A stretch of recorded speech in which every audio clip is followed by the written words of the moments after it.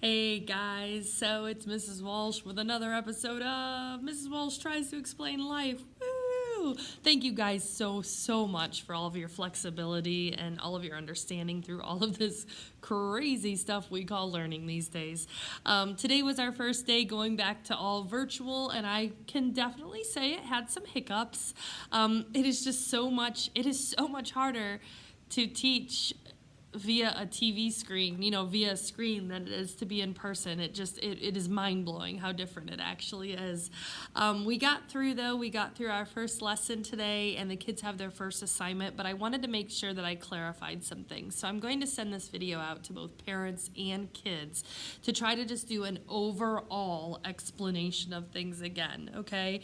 The way that class is going to function over the next 7 school days, well, 6 now, 7th was today, is basically the kids are going to be shown a skill every day through our sessions. Session 8, 9, 10, 11, 12, 13. We're skipping 14 and doing 15 next Tuesday. So all those sessions will go in order. I will present a skill in each one of those sessions. Each day, the kids are going to go to a file in their Notability docs or a piece of paper. I don't care if they want to do it on paper. Some kids like paper, and that's okay by me, okay? So no matter where they decide to make their research notes, either Notability or on paper, they are going to have to go after my session each day and apply that skill to their research topic. Kids know where the research topic is.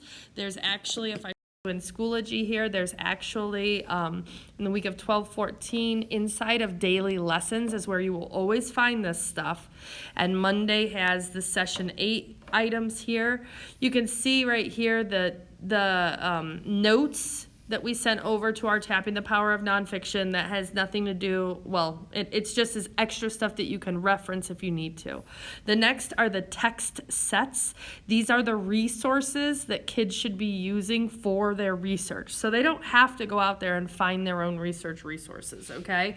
Then they have the instructions for the research roadmap and then the actual assignment for the research roadmap. If I go into this assignment, the kids are going to see when they have this pop up that there is actually a template, this research roadmap template. They're going to click on that and it's going to create a document that's automatically shared with me. I have a list out of my 57 students. I have a list of probably at least half of the kids who haven't even opened this document yet, and it's 3 o'clock in the afternoon on our first day of virtual learning. So that's why I'm sending this out, is just to make sure we all are on the same page, because it's going to be the same routine day after day, and I want to make sure that everybody knows where we are right this second, so we all know what we are responsible for the rest of the week.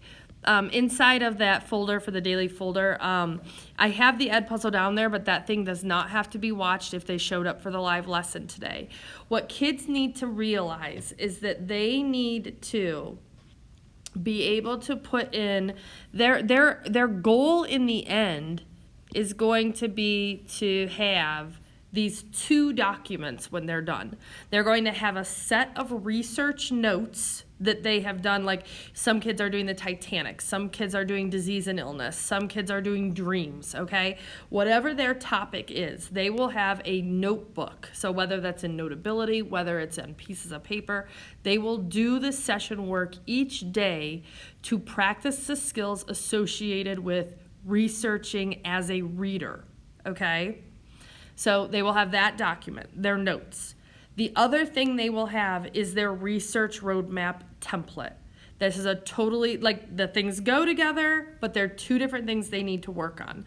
So once they get their notes done each day and they've practiced that skill from the session, then they have to take a screenshot of that as evidence that they did the work, so a picture of the work as shown in their notes, and then they've got to go into the slide in that research roadmap and explain the steps they took to apply that skill and then what they learned about their topic from that skill, okay?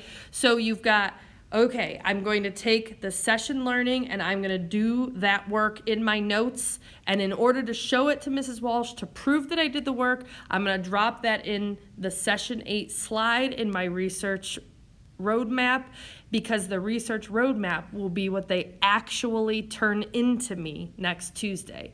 It's not due until the end of all of this learning is done, because I will have them fill out one slide every day to provide me evidence of the work that they've been doing all week.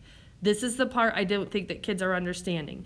They need to do the note taking and the research. And once that is done, they can move on to this is my research roadmap, where I am going to prove to Mrs. Walsh that I just did what she asked me to do over there.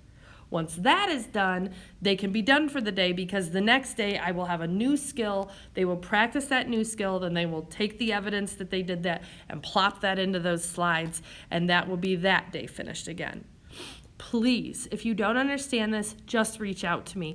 I'm trying to make this as easy as possible, and it seems like the easier I make it, the harder and more complex the steps get to doing it.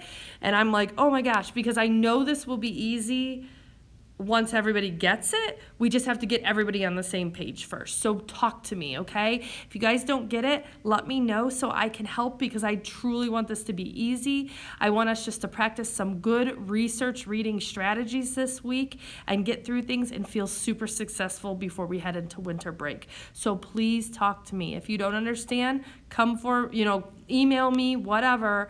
We can get together, we'll talk, and we will figure it out, okay? Thanks everybody for all of your support, and I can't wait to see everybody's smiling face tomorrow on screen.